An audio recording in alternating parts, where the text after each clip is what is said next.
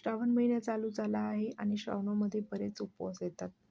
बरेच जण पूर्ण श्रावण महिना उपवास धरतात. अशा वेळी रोज काय खावं हा प्रश्न पडतो. बऱ्याच जणांना गोड खायला आवडतं.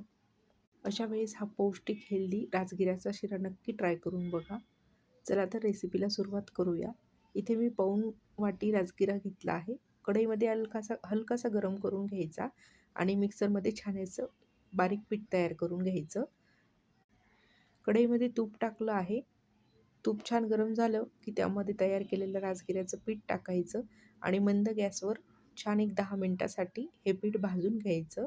गॅस मंदच ठेवा, नाही तर पीठ जळून जाईल.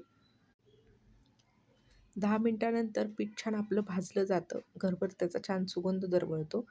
त्यानंतर त्यामध्ये तुमच्या आवडीनुसार यात तुम्ही ड्रायफ्रूट्स टाकू शकतात. ऑप्शनल आहे. आवडत असेल तर टाका, तसाही केला तरीही छान लागतो. एक 2-3 मिनटं पीठ परत भाजून घेतलं आणि त्यानंतर त्यामध्ये गरम केलेलं 1 वाटी पाणी टाकलं आणि 1 वाटी दूध टाकलं. दुधामुळे आपला शिरा जास्तच पौष्टिक होतो.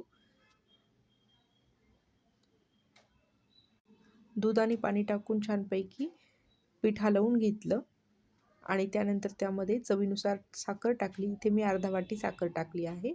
साखरेचं प्रमाण तुम्ही तुमच्या आवडीनुसार कमी जास्त करू शकतात.